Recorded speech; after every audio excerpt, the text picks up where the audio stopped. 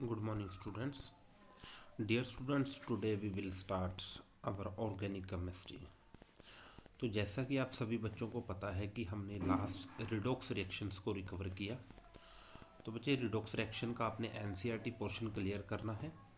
अगर NCERT portion के अंदर किसी बच्चे को कोई डाउट है तो आप मेरे साथ व्हाट्सअप कॉन्टैक्ट कर सकते हो या फिर डायरेक्टली कॉल भी कर सकते हो। इसके बाद बच्चे जो नेक्स्ट हमारी यूनिट आती है that is the hydrogen atom, that is also a simple unit. तो बच्चे आपने हाइड्रोजन एटम को सेल्फ स्टडी करना है। किसी भी बच्चे को उस यूनिट के अंदर कोई प्रॉब्लम है तो बच्चे आप मेरे साथ कॉल कर सकते हो। कोई भी प्रॉब्लम आती है तो आप मेरे को व्हाट्सअप सेंड करके उस रिलेटेड प्रॉब्लम्स को आप क्लियर कर सकते हो। तो आपने इन सैटरडे और संडे के अंदर मीन्स ये 2 दिन के अंदर आपने हाइड्रोजन को पैरेलली क्लियर करना है और इसके साथ साथ हम ऑर्गेनिक केमिस्ट्री को करते चलेंगे। ऑर्गेनिक केमिस्ट्री बेसिक रहेगी, मोस्ट इम्पोर्टेंट पोर्शन रहेगा। जैसा कि अगर आप +2 के लिए बहुत अच्छे से प्रिपेयर होना चाहते हो तो बच्चे ऑर्गेनिक केमिस्ट्री मोस्ट इम्पोर्टेंट रहेगा। ओके, तो फर्स्टली हम बात करने जा रहे हैं यहाँ पे कि ऑर्गेनिक केमिस्ट्री कहाँ से जनरेट होती है। तो बच्चे जैसा कि आप सभी बच्चों को पता है कि अगर हम इस यूनिवर्स की बात करते हैं तो इस यूनिवर्स को कंटेन करने वाले 2 सिस्टम हैं। One is living system and one is non living system. Okay, तो ध्यान रखना है नॉन लिविंग सिस्टम जो भी हमारा होता है उसको हम इनऑर्गेनिक केमिस्ट्री के अंदर डील करते हैं। फॉर एग्जांपल कोई नॉन लिविंग सब्सटेंस है, कोई सॉलिड सब्सटेंस है मान लीजिए, या फिर कोई रॉक्स हैं, उनको हम इनऑर्गेनिक केमिस्ट्री के अंदर रीड आउट करेंगे। बट जो भी हमारा यूनिवर्स का लिविंग सिस्टम है इस कंप्लीट लिविंग सिस्टम को हम ऑर्गेनिक केमिस्ट्री के अंदर डील करते हैं। तो फर्स्टली अगर बात करते हैं कि व्हाट इज़ लिविंग सिस्टम, अब बायो के अंदर या फिर नॉर्मल लोअर क्लासेस के अंदर आपने पढ़ा होगा कि जो हमारे प्लांट्स हैं, एनिमल्स हैं या फिर ह्यूमन बीइंग है, that are all are the part of the living system. तो सबसे इम्पोर्टेंट पॉइंट जो यहाँ पे है कि इन प्लांट्स को, इन एनिमल्स को एंड ह्यूमन बींग्स का जो most of the part contain है that is containing why the carbon and hydrogen.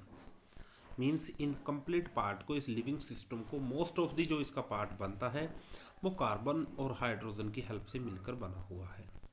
तो यहाँ पे जो इम्पोर्टेंट पॉइंट जो रहेगा कि अगर आप सोचते हो कि जो लिविंग सिस्टम है, लिविंग सिस्टम कार्बन और हाइड्रोजन की हेल्प से मिलकर बना हुआ है, तो ऐसा क्या पॉइंट है या फिर ऐसी कौन सी इंपॉर्टेंट चीज़ है इस कार्बन के अंदर कि जो हमारा कंप्लीट ऑर्गेनिक सिस्टम है वो कार्बन की हेल्प से मिलकर बना हुआ है।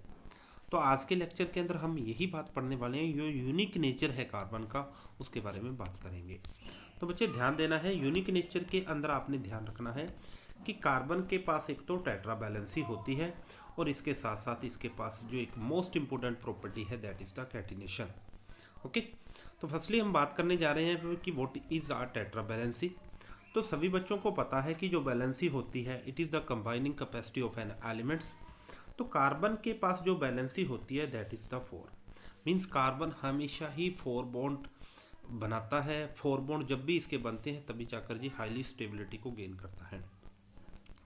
तो जैसे ही हम सिस्टम के अंदर, मान के चलो ये वाला मॉलिक्यूल लिखा मैंने, इस मॉलिक्यूल के अंदर अगर मैं बोलता हूँ कि यहाँ पे हाइड्रोजन अटैच कर दो तो मुझे ध्यान रखना है कि इसने ऑलरेडी 2 बॉन्ड बना रखे हैं, तो आप यहाँ पे एक हाइड्रोजन बना दोगे, एक यहाँ पे हाइड्रोजन अटैच कर दोगे। ऑन दी सेम पे अगर यहाँ पे मैं हाइड्रोजन को अटैच करने के लिए बोलता हूँ तो आप यहाँ पे 3 हाइड्रोजन को अटैच करोगे और यहाँ पे बच्चे आप 3 हाइड्रोजन को अटैच करने वाले हो, क्योंकि आपने अभी कहा है कि कार्बन हमेशा ही टेट्रा बैलेंसी के अंदर एग्जिस्ट करता है। आप देख सकते हो 1 बॉन्ड ये वाला हो गया, ये second, this one is third and this one is fourth. तो आपने नोट किया कि कार्बन हमेशा ही 4 बॉन्ड की फॉर्मेशन करेगा। It means it always exist in the tetra valency. और ये मोस्ट इंपॉर्टेंट और ये एक बहुत ही ज़्यादा यूनिक प्रॉपर्टी है जो कि सभी एलिमेंट्स ऐसा बिहेवियर शो नहीं कर सकते। क्लियर? इसके बाद हम बात करते जा रहे हैं यहाँ पे catenation properties. This is also important. Catenation जो प्रॉपर्टी है ये भी बेटा एक बहुत बड़ी यूनिक प्रॉपर्टीज है जो कि अनदर एलिमेंट्स इतना अच्छी कैटिनेशन पावर कभी भी शो नहीं कर सकते। ओके, तो आपने ध्यान देना है। कैटिनेशन इज द कैटिनेशन जो प्रॉपर्टी होती है it is the properties of an elements in which it form the bond with itself. Means एक एलिमेंट्स की ये प्रॉपर्टी होती है जिस प्रॉपर्टीज के थ्रू एलिमेंट्स अपने ही एटम के साथ एक लंबी और लॉन्ग चेन की फॉर्मेशन कर देता है, और ये प्रॉपर्टी हाईएस्ट मिलती है हमारे को हमारे कार्बन एटम के अंदर। तो आप बोल सकते हो इस टेट्रा वैलेंसी और कैटेनेशन प्रॉपर्टी के कारण ही जो हमारा लिविंग सिस्टम कंटेन हुआ है, उस लिविंग सिस्टम में जो इम्पोर्टेंट रोल है जो कार्बन का, वो इन दोनों प्रॉपर्टीज के कारण है। ओके, तो बच्चे ध्यान रखना है टेट्रा वैलेंसी के कारण और कैटिनेशन प्रॉपर्टी के कारण ही मोस्ट ऑफ दी जो ऑर्गेनिक सिस्टम कंटेन करेगा वो किसके कारण बना हुआ है हमारा, वो हमेशा ही कार्बन और हाइड्रोजन की हेल्प से मिलकर बना हुआ है। अब हम बात करने जा रहे हैं यहाँ पे ऑर्गेनिक कंपाउंड्स की। जब भी हम नोटेशन को नोटेट करेंगे, मीन्स आपने किसी भी ऑर्गेनिक कंपाउंड्स को आप नोट करने वाले हो, किस टाइप से उसकी रिप्रेजेंटेशन रहेगी। तो आपने बच्चे बॉन्ड लाइन रिप्रेजेंटेशन, मीन्स जो बॉन्ड लाइन रिप्रेजेंटेशन की है वो आपने पिछली वाली यूनिट्स के अंदर भी आप ऑलरेडी कर चुके हो। तो आज मैं आपको बॉन्ड लाइन ये डॉट लाइन रिप्रेजेंटेशन जो आपने की थी वो आपने 4th चैप्टर के अंदर भी कर चुके हो। आज हम बताने जा रहे हैं आपको बॉन्ड लाइन रिप्रेजेंटेशन किस टाइप से आप नोट करोगे। ओके, तो बच्चे ध्यान देना है, यहाँ पे मान के चलो ये मॉलिक्यूल लिखा मैंने एक। ओके, तो यहाँ पे मैंने इसको सिंपली इस टाइप से रिप्रेजेंट कर रखा है, एक ट्रायंगल टाइप से रिप्रेजेंट कर रखा है। तो बॉन्ड लाइन रिप्रेजेंटेशन के अंदर आपने ध्यान देना है कि यहाँ पे भी जैसे ही आपकी कोई भी कर्व है, मान के चलो ये वाला पॉइंट देखिए, यहाँ पे एक टर्मिनेटिंग पॉइंट मिल रहा है आपको, और यहाँ पे भी आपकी कर्व रोटेट कर रही है, मतलब आपकी जो कर्व है वो यहाँ पे टर्न कर रही है, और यहाँ पे भी आपकी कर्व टर्न कर रही है। तो यहाँ पे भी आपकी जो बॉन्ड लाइन है, जो आपका बॉन्ड है, वो टर्न करेगा, मुड़ेगा बेटा यहाँ से भी, वहाँ पे हमेशा ही कार्बन की प्रेजेंस होगी। इस बात को आपने ध्यान रखना है। ओके, मीन्स ये तीनों के तीनों पॉइंट आपको कार्बन की नोटेशन के बारे में बता रहे हैं। तो बॉन्ड लाइन का मतलब ही यही है कि हमेशा हम इस रिप्रेजेंटेशन के अंदर बॉन्ड्स को रिप्रेजेंट करते हैं।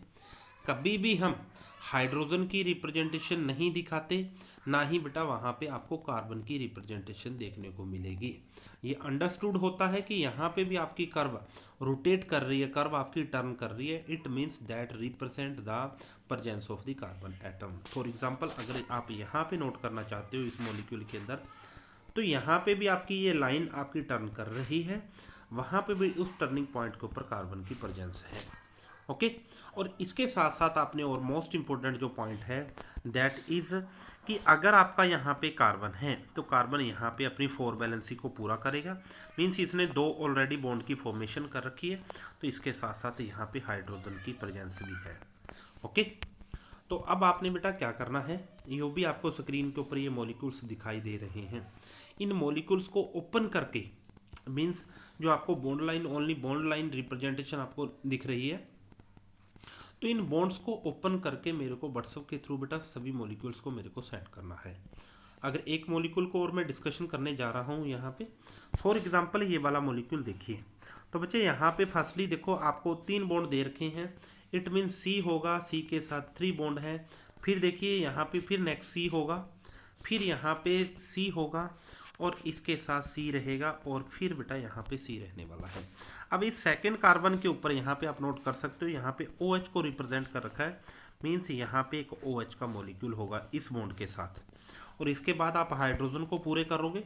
ओके, हाइड्रोजन को कैसे पूरे करते हैं, यहाँ पे आपको पता है carbon always form the 4 bond, it means इसके साथ एक हाइड्रोजन अटैच होगा। यहाँ पे आपको हाइड्रोजन लगाने की जरूरत नहीं है, because carbon having already 4 bond. इसके साथ साथ यहाँ पे आपके 2 हाइड्रोजन बॉन्ड आ जाएंगे, और यहाँ पे बचे एक हाइड्रोजन बॉन्ड आएगा, और यहाँ पे 3 हाइड्रोजन बॉन्ड आ जाएंगे। क्लियर? तो इन चीज़ों का ध्यान रखते हुए आपको जो भी स्क्रीन के ऊपर मॉलिक्यूल दिखा रहे हैं उनको एक बार ओपन करके प्लीज़ मेरे को सेंड कीजिए, उसके बाद हम नेक्स्ट लेक्चर की बात करेंगे। Okay, thank you.